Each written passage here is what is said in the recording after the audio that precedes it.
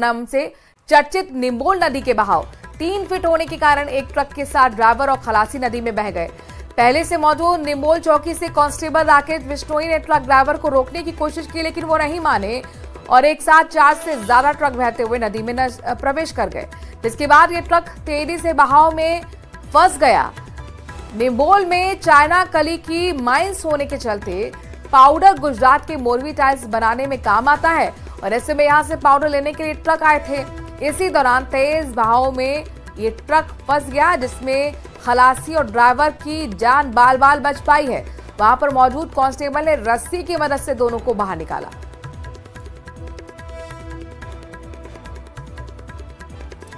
अलवर के राजगढ़ से बड़ी खबर है, जहां पर राजगढ़ नगर पालिका के पार्षद राजेंद्र चेरवाल निलंबित कर दिए गए हैं। जिला निर्वाचन विभाग ने जांच में दोषी पाया। जांच रिपोर्ट के आधार पर निलंबन की कार्रवाई की गई। तत्कालीन अध्यक्ष पर चुनाव आचार संहिता उल्लंघन का आरोप लगा था। चुनाव आचार संहिता उल्लंघन के आरोप में जो बातें कही गई थी वो सही पाई गई और ऐसे में जो बैठक हुई इसमें निलंबन की बात कही गई। ये बड़ा एक्शन, अलवर के राजगढ़ से बड़ी खबर। राजगढ़ नगर पालिका के पार्षद राजेंद्र चेरवाल को निलंबित कर दिया गया है। जिला निर्वाचन विभाग ने जांच के दौरान उन्हें दोषी पाया और रिपोर्ट के आधार पर निलंबन की कार्रवाई की गई। तत्कालीन अध्यक्ष पर आपको बता दें कि चुनाव आचार संहिता उल्लंघन का आरोप लगा था, जो सही पाया गया है और उसके बाद यह एक्शन लिया गया है।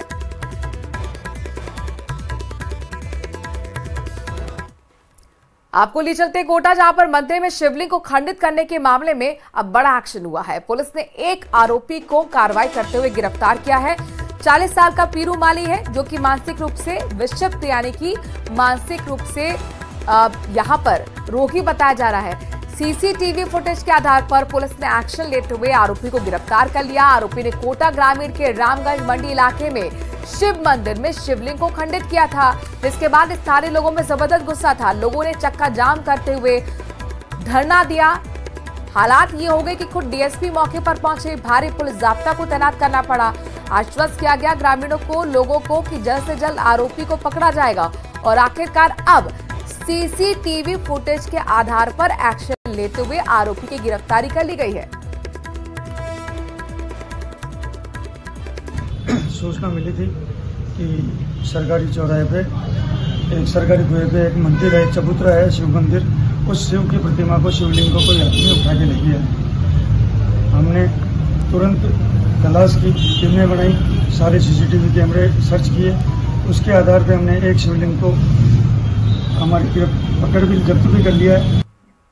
बालोतरा में दर्दनाक हादसा हुआ, जहां पर कृष्ण जन्मोत्सव के दौरान एक महिला डीजे की धुन पर नाचते नाचते जनरेटर की चपेट में आई और उसकी मौत हो गई। महिला को बालोतरा नाहटा अस्पताल में भर्ती कराया गया था, जहां पर इलाज के दौरान चिकित्सकों ने बताया कि पहले ही, हालांकि वो मृत घोषित कर दी गई थी, यानी कि वो हॉस्पिटल नहीं पहुंची, इससे पहले ही उसकी जान जा चुकी थी। पुलिस के मुताबिक सिवाना थाना क्षेत्र के कुंडल गांव में कृष्ण जन्माष्टमी पर मूर्ति विसर्जन के दौरान ये प्रोग्राम चल रहा था, जिसकी तस्वीरें भी आप देख रहे हैं। महिला हो या पुरुष डीजे की धुन पर जमकर डांस कर रहे थे और इसी दौरान एक महिला की जो चुनरी थी, जो उसके कपड़े थे, वो जनरेटर में फंस गए और महिला को अंदर तक जनरेटर ने खींच लिया, जिसकी वजह से महिला का सिर फट गया।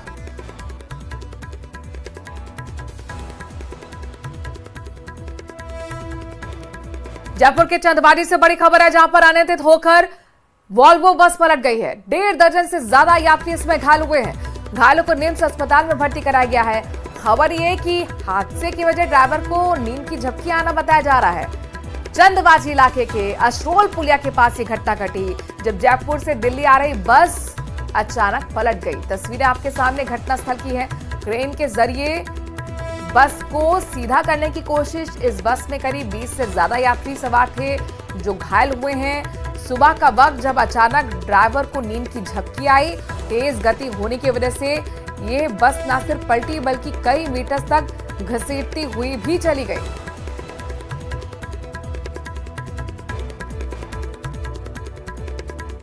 लाई थी। कहाँ से बस आ रही थी? ये दिल्ली से अजमेर जा रही थी। प्राइवेट बस है, स्लीपर कोच। कितनी सवारियां थी इसमें? सवारियां थी लगभग 40। बस ये 2 बार तो इन्होंने बीच में उनके जो चेले वगैरह होते हैं उनके हाथ में गाड़ी थी शायद। अनट्रेंड ड्राइवर के हाथ में। भरतपुर में संत विजयदास आत्मदाह मामले की दोबारा जांच होगी। बड़ी खबर यह है कि आईजी रेंज राहुल प्रकाश के मुताबिक जांच में सभी तथ्यों पर अनुसंधान नहीं हो पाया था और इसीलिए अब अग्रिम जांच के आदेश दिए गए हैं। एडिशनल एसपी के स्तर पर दोबारा से जांच होगी। आईजी राहुल प्रकाश ने कहा है कि किसी भी दोषी को बख्शा नहीं जाएगा, दोषियों के खिलाफ सख्त से सख्त एक्शन होगा। बता दें कि संत बाबा विजयदास ने 20 जुलाई 2022 को पसोपा गांव में अवैध खनन के विरोध में खुद को आग लगा ली थी। पुलिस कर्मियों ने कंबल डालकर आग बुझाई, लेकिन तब तक संत विजयदास 80% जल चुके थे। डीग जिले के पसोपा गांव में पिछले वर्ष पूज्य श्री विजयदास जी महाराज, जो कि यहाँ के बहुत जाने माने संत थे, उन्होंने उस क्षेत्र में हो रहे अवैध खनन के विरोध में और वहां पे जो खनन कार्य था उसके कारण जो उस क्षेत्र के लोगों की धार्मिक भावनाएं आहत हो रही थी, उसके कारण और पर्यावरण की रक्षा के लिए आत्मदाह किया था, जिसके परिणाम स्वरूप उनकी मृत्यु हो गई थी। इस प्रकरण में पुलिस की तरफ से मुकदमा दर्ज किया गया था। मुकदमे की जांच में वर्तमान जांच अधिकारी के द्वारा एफआईआर प्रपोज किया गया था, लेकिन उसकी समीक्षा पे मैं उससे सहमत नहीं हूं और उसी आधार पर उसके अग्रिम अनुसंधान के लिए एडिशनल एसपी कामा को पत्रावली दी गई है, जो कि उसके समस्त तथ्यों पर जांच करेंगे और इसमें किसी भी दोषी को बख्शा नहीं जाएगा। अगली खबर सोशल मीडिया पर बदमाशी करने वाले बदमाश से जुड़ी हुई है। अलवर गेट थाना पुलिस ने थाने के टॉप 10 वांछित अपराधियों में शामिल लोकेश मीणा को गिरफ्तार कर लिया है। पुलिस को आरोपी के लंबे समय से सोशल मीडिया पर फोटो में काट छाट कर आपत्तिजनक फोटो वायरल करने के मामले में तलाश थी। पुलिस ने आरोपी को कोर्ट में पेश किया, जहां से उसे न्यायिक अभिरक्षा में भेज दिया गया है। पुलिस का कहना है कि सोशल मीडिया पर अश्लील फोटो वायरल कर एक परिवार को बदनाम करने की धमकी देकर रुपए की डिमांड करने के आरोपी को दौसा के पापत खड़ा भाखरा की ढाड़ी निवासी लोकेश मीणा को गिरफ्तार कर लिया गया है।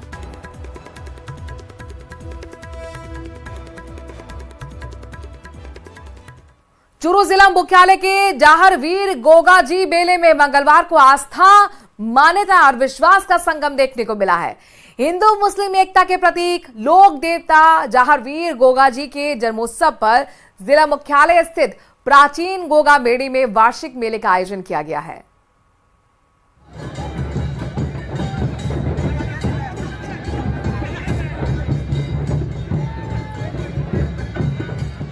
ये तस्वीरें गोगाजी मेले की हैं, जहां लोग हाथों में सांप, नागों और गोह को लेकर नाच रहे हैं। ये तस्वीरें आस्था, मान्यता और विश्वास के संगम की हैं। हिंदू मुस्लिम एकता के प्रतीक लोक देवता जोहरवीर गोगाजी के जन्मोत्सव पर जिला मुख्यालय स्थित प्राचीन गोगा मेड़ी में वार्षिक मेले का आयोजन किया गया, जिसमें हजारों श्रद्धालुओं ने धोख लगाई। हमारे चूरू के अंदर सारी मेड़ियों के निशान हम गोगा मेड़ी पहुंचते हैं और हाथों में सांप, गोयरा सभी लेकर, हमारे बच्चे भी सांपों को लेकर खेलते हैं, उनको भी कोई डर नहीं लगता। हमारे यहाँ गोगो जी की बहुत ज्यादा मान्यता है और बहुत बड़ा चमत्कार भी है।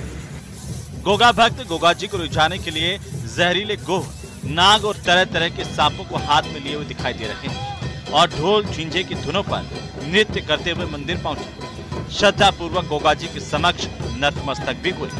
सामाजिक समरसता के प्रतीक जोहरवीर गोगा पीर के मेले में बीजेपी और कांग्रेस के नेताओं ने शिरकत की। गोगा जी की बहुत बड़ी राजस्थान के अंदर और राजस्थान के अंदर चूरू जिले के अंदर भी बहुत बड़ी मान्यता है, क्योंकि गोगा जी का जन्म भी चूरू के जिले के अंदर ददरेवा में हुआ था। और यहाँ पे चूरू के अंदर है ना, चूरू जिले शहर से है ना अनेक लगभग सभी मेड़ियों से गोरा, सांप और जहरीले, यहाँ बच्चे भी सांपों के साथ खेलते हैं और ये मेड़ी के निशान है ना गोगा मेड़ी जाते हैं। इधर वार्षिक मेले की लोकप्रियता को देखते हुए जिला कलेक्टर ने आज के दिन यहां पर अवकाश घोषित किया। मेले के दौरान पुलिस ने सुरक्षा और व्यवस्था के माकूल इंतजाम किए थे। भाजपा के शिविर में विधायक हरलाल सहारण, भाजपा प्रदेश मंत्री डॉक्टर वासुदेव चावला, जिला अध्यक्ष बसंत शर्मा आदि मौजूद रहे। तो वहीं कांग्रेस के खेमे में नगर परिषद के सभापति पायल सैनी, संजय भाटी, असलम खोकर, पूर्व सभापति गोविंद महसरिया, जमील चौहान भी मौजूद रहे। लेके जाते हैं, सांप लेके जाते हैं, गोरा लेके जाते हैं। हमें कोई बच्चों को कोई घटना नहीं है। फिर जब नाच कूदते जाते हैं मैन धाम पे, सारी मेडी को भगत सब वहाँ पर आते हैं, सब विराजमान होते हैं, सब निशान दुखाते हैं। वही महाराज का पावन विशाल मेला था। हम यहाँ पे अनेक प्रकार के सांप गोरे आदि लेके जाते हैं। छोटे बच्चों को भी किसी चीज़ का डर नहीं है, क्योंकि हमारे ऊपर गोगा जी महाराज का बहुत आशीर्वाद है। आपको बता दें कि वीर गोगा जी गुरु गोरखनाथ के परम शिष्य थे। उनका जन्म विक्रम संवत 1003 में चूरू जिले के ही ददरेवा गांव में हुआ था। सिद्ध वीर गोगादेव के जन्म स्थान राजस्थान के चूरू जिले के ददरेवा में स्थित है, जहां पर सभी धर्म और संप्रदाय के लोग मत्था टेकने के लिए दूर दराज से आते हैं। कायम खानी मुस्लिम समाज उनको जाहर पीर के नाम से पुकारता है, तो वहीं उक्त स्थान पर मत्था टेकने और मन्नत मांगने के लिए भी पहुंचते हैं। चूरू से मनोज कुमार शर्मा की रिपोर्ट, न्यूज़ 18 राजस्थान। जोधपुर के महात्मा गांधी अस्पताल में 14 साल की मासूम के साथ रेप की वारदात को अंजाम दिया गया। बताया जा रहा है कि बच्ची 25 तारीख की रात को परिवार से नाराज होकर घर से चली गई थी।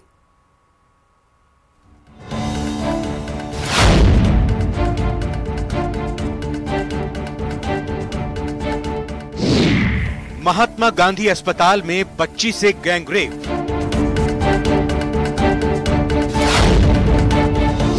अस्पताल के सफाई कर्मचारियों पर आरोप।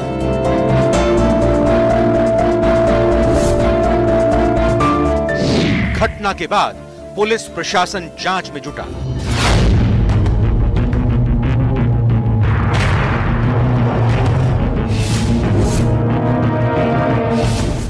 चौदह साल की मासूम से दरिंदगी का खुलासा होने के बाद पुलिस प्रशासन जांच में जुटी है। मौके पर एफएसएल टीम सबूतों को जुटाने के लिए पहुंची। पीड़ित के बयान भी लिए जा चुके हैं। पुलिस दावा कर रही है कि जल्द ही आरोपी गिरफ्तार कर लिए जाएंगे।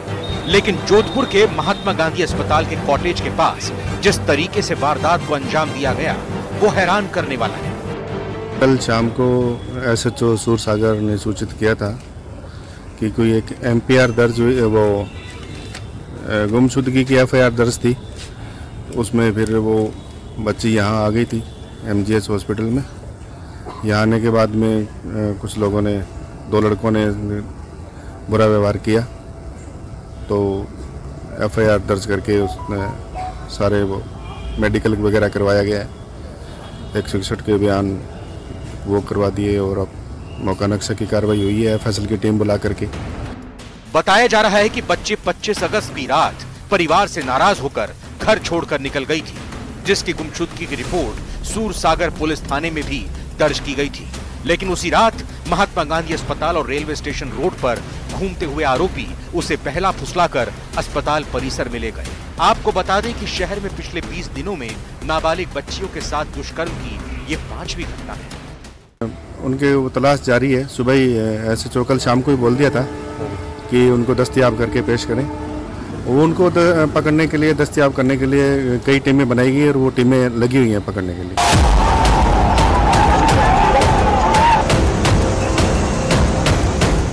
कोलकाता में डॉक्टर के साथ हुई दरिंदगी के बाद महिलाओं और बच्चों की सुरक्षा को लेकर देश भर में आक्रोश है।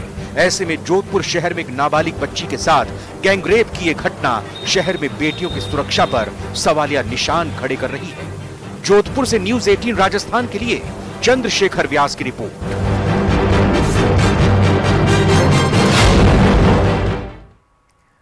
नाबालिग के साथ यौन शोषण के आरोप में जोधपुर सेंट्रल जेल में आजीवन कारावास की सजा काट रहा आसाराम इलाज के लिए पुणे रवाना हो गया है।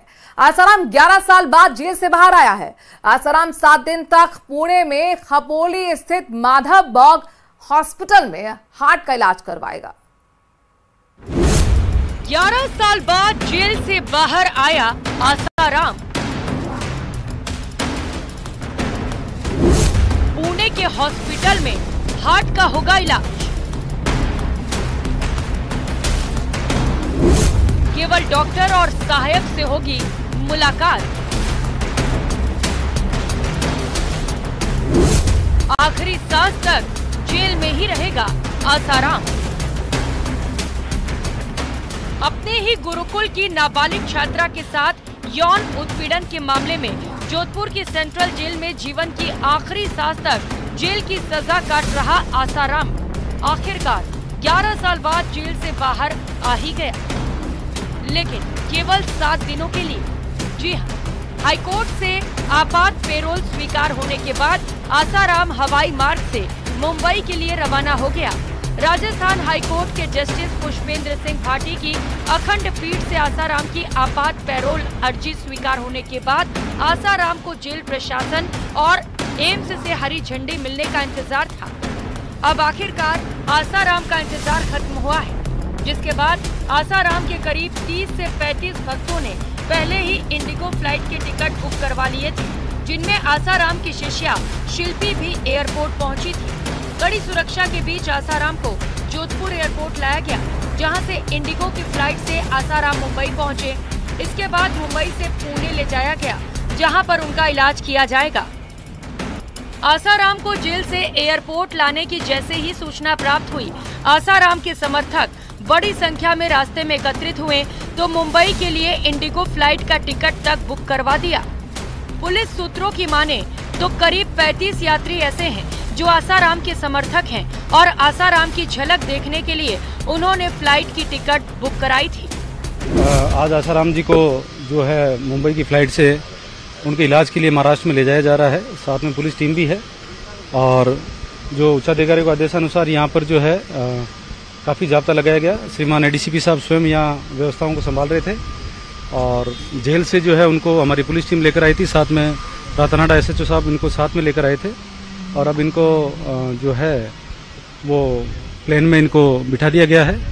उनके दर्शन के लिए तो कोई नहीं है, लेकिन फ्लाइट में कुछ 20-25 समर्थकों का पता लगा कि जो फ्लाइट में उनके साथ टिकट थे। हाईकोर्ट के आदेश में साफ तौर पर कहा गया है कि आसाराम इलाज के दौरान किसी से मिल नहीं सकेगा। डॉक्टर और उसकी सुविधा के अनुसार सहायक के अलावा कोई साथ नहीं रहेगा। आसाराम का जिस निजी कमरे में इलाज होगा, वहाँ 24 घंटे पुलिस का पहरा रहेगा। पैरोल के लिए आसाराम की ओर से व्यक्तिगत रूप से 50,000 रुपए का बॉन्ड भरा गया है। इलाज और आने जाने का पूरा खर्च आसाराम ही उठाएगा।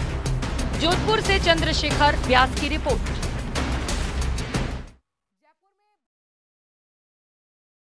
बैरवा हत्याकांड मामले में 6 दिन बाद आखिरकार सहमति बन पाई। आत्महत्या मामले में एएसपी जगदीश व्यास और एसीपी अनिल शर्मा को एपीओ कर दिया गया है। वहीं मामले में एडीजे क्राइम दिनेश अहमद के नेतृत्व में एसआईटी का गठन भी कर दिया गया है। इधर इस मामले पर राजनीति भी जमकर हो रही है। भांकलोटा थाने में तैनात हेड कांस्टेबल बाबूलाल बैरवा के आत्महत्या मामले में एक ओर जहां शासन प्रशासन एक्शन में नजर आ रहा है, तो वहीं दूसरी ओर इस मामले ने राजनीतिक रुख ले लिया है। सोमवार को आरएलपी प्रमुख के धरना स्थल पर जाने के बाद पीसीसी चीफ गोविंद सिंह डोटासरा ने भी सरकार पर हमला बोल दिया है। डोटासरा ने प्रदेश सरकार के कामकाज पर सवाल उठाए, वहीं प्रदेश की कानून व्यवस्था को विफल बताया है। सरकार की पूरी विफलता है, पूरी तरीके से सरकार फेल है। कानून व्यवस्था नाम की कोई चीज नहीं है। आज जोधपुर में भी एक और घटना की रिपोर्ट आ रही है। जयपुर की घटना है ही, अजमेर में हुई थी, बीकानेर में हुई थी, अलवर में हुई है, भरतपुर में हो ही रही है। मतलब आप कहाँ बताऊं मैं, कोई जिला कोई क्षेत्र ऐसा नहीं बचा हुआ है जहां हमारी मासूम बच्चियों के साथ में रेप की घटनाएं नहीं हो रही हों, महिला सुरक्षित नहीं है, आम व्यक्ति का जीना दूभर हो गया है। कानून व्यवस्था नाम की कोई चीज। आज प्रदेश का मुख्यमंत्री गृह मंत्री है और एक वर्ड नहीं बोलता। इधर आत्महत्या मामले में एएसपी जगदीश व्यास और एसीपी अनिल शर्मा को एपीओ किया गया है। वहीं एसआई आशुतोष को सस्पेंड कर दिया गया है। दूसरी तरफ परिवार और सरकार के बीच सहमति बन गई है। इसी बीच कुल 7 शर्तें मानी गई हैं। इन शर्तों में जांच के लिए एक एडीजी क्राइम दिनेश अहमद के नेतृत्व में एसआईटी का गठन होगा। पुलिस द्वारा 1 महीने के अंदर पूर्ण होगी स्वैच्छिक आर्थिक सहयोग प्रक्रिया। बाबूलाल बैरवा की सेवा परिलाभ और पेंशन की कार्रवाई तुरंत होगी। बेटे तनुज गोटवाल को अनुकंपात्मक नियुक्ति दी जाएगी। बेटी को जयपुर में ही संविदा पर शीघ्र नियुक्ति दी जाएगी। बेटी साक्षी गोठवाल को पुलिस परिवार द्वारा गोद लिया जाएगा। इधर सचिवालय में हुई राजीनामे की बैठक के बाद उप मुख्यमंत्री प्रेमचंद बैरवा ने भी एक प्रेस कॉन्फ्रेंस की, जिसमें सहमति को लेकर तय हुए बिंदुओं पर बातचीत की जानकारी दी गई। देखिए, एफआईआर में उनका और उनके नोट में जो सुसाइड नोट है उसमें उनका नाम लिख के गया, तो इसलिए ये पहले उनको एपीओ और निलंबित किया गया है। निश्चित रूप से अब जो एसआईटी का गठन हुआ है इसमें निश्चित रूप से जांच करके जो भी दोषी है उसको सामने लाया जाए। निश्चित रूप से सारा प्रयास सरकार के अधिकारी, हमारे यशस्वी मुख्यमंत्री जी से भी मैं कई बार मिला और उन्होंने पूरा प्रयास किया, लेकिन परिजन थोड़ी स्थिति उनकी इस तरह की थी कि वो डिसीजन नहीं ले पा रहे, क्योंकि इतना दुख उनको था, समय लगा, लेकिन सभी की इच्छा, सभी समाज की और सभी लोगों की इच्छा थी कि जल्दी से जल्दी इस बॉडी को हम सुपुर्द करें और इसका पोस्टमार्टम करा के। और वक्त ब्रेक का है, आगे देखिए स्पेशल रिपोर्ट।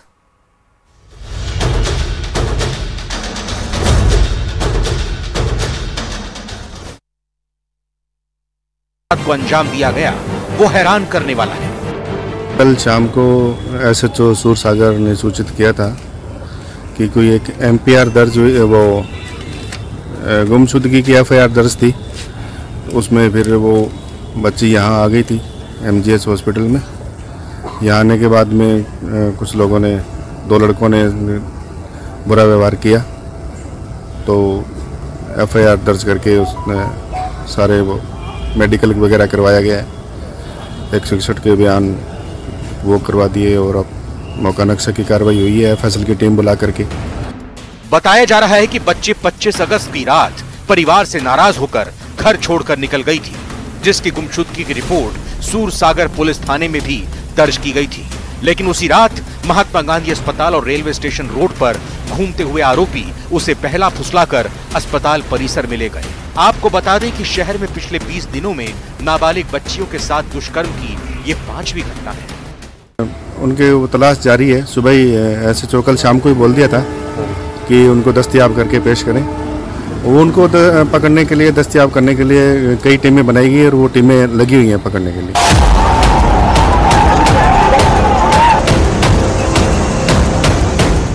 कोलकाता में डॉक्टर के साथ हुई दरिंदगी के बाद महिलाओं और बच्चों की सुरक्षा को लेकर देश भर में आक्रोश है। ऐसे में जोधपुर शहर में एक नाबालिग बच्ची के साथ गैंगरेप की एक घटना शहर में बेटियों की सुरक्षा पर सवालिया निशान खड़े कर रही है। जोधपुर से न्यूज़ 18 राजस्थान के लिए चंद्रशेखर व्यास की रिपोर्ट।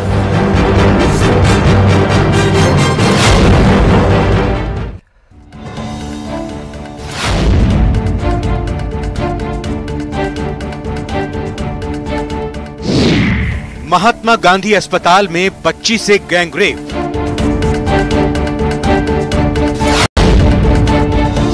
अस्पताल के सफाई कर्मचारियों पर आरोप।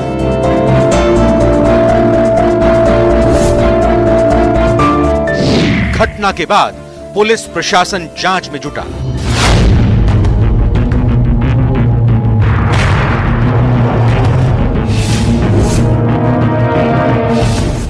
चौदह साल की मासूम से दरिंदगी का खुलासा होने के बाद पुलिस प्रशासन जांच में जुटी है। मौके पर एफएसएल टीम सबूतों को जुटाने के लिए पहुंची। पीड़ित के बयान भी लिए जा चुके हैं। पुलिस दावा कर रही है कि जल्द ही आरोपी गिरफ्तार कर लिए जाएंगे। लेकिन जोधपुर के महात्मा गांधी अस्पताल के कॉटेज के पास जिस तरीके से वारदात को अंजाम दिया गया वो हैरान करने वाला है। कल शाम को एसएचओ सूरसागर ने सूचित किया था कि कोई एक एमपीआर दर्ज हुई, वो गुमशुदगी की एफआईआर दर्ज थी। उसमें फिर वो बच्ची यहाँ आ गई थी एमजीएच हॉस्पिटल में।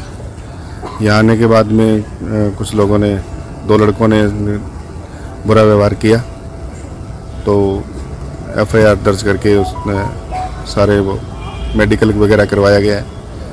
161 के बयान वो करवा दिए और अब मौका नक्शा की कार्रवाई हुई है फैसल की टीम बुला करके। बताया जा रहा है कि बच्ची 25 अगस्त की रात परिवार से नाराज होकर घर छोड़कर निकल गई थी, जिसकी गुमशुदगी की रिपोर्ट सूरसागर पुलिस थाने में भी दर्ज की गई थी। लेकिन उसी रात महात्मा गांधी अस्पताल और रेलवे स्टेशन रोड पर घूमते हुए आरोपी उसे पहला फुसलाकर अस्पताल परिसर में ले गए। आपको बता दें कि शहर में पिछले 20 दिनों में नाबालिग बच्चियों के साथ दुष्कर्म की ये 5वीं घटना है। उनके वो तलाश जारी है। सुबह ही SHO कल शाम को ही बोल दिया था कि उनको दस्तयाब करके पेश करें। वो उनको पकड़ने के लिए, दस्तयाब करने के लिए कई टीमें बनाई गई और वो टीमें